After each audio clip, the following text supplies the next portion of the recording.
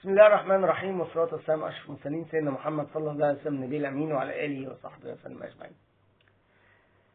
إزاي بنفرق بين النوع الأول والنوع الثاني في السكر؟ للأسف دلوقتي ممكن زمان كنا بنفرقه من غير تحليل، يعني الحقيقة بقى قبل تحت ال20 كنا بنقول النوع الأول، فوق ال20 أو فوق بقى مش ال20، فوق ال30 أو ال40 كنا بنقول ده النوع الثاني.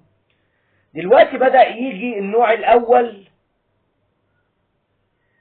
حاجة و20 سنة، فممكن تلاقي واحد عنده 22 23 سنة عنده سكر وما يعرفش ان عنده سكر. فده تعرفه منين ده نوع أول ومن نوع تاني؟ نفس الكلام أحيانا بيجي لك واحد نوع تاني في الثلاثينات أول ال30، برضو أنت بتبقى يعني ممكن تكون مخمن ان النوع التاني، بس برضو ممكن يكون عنده سكر بقاله فترة ما يعرفش. فدلوقتي في التحليل اللي هو السي بيبتايد ده تحليل بيفرق النوع الاول عن النوع الثاني.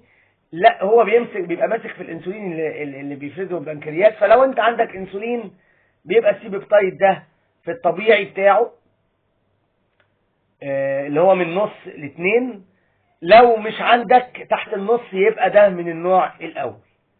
وده بيفرق طبعا. النوع الاولاني لازم بياخد انسولين، ما بياخدش معاه اقراص، اما النوع الثاني بنديله باقراص تدريجيه المفعول.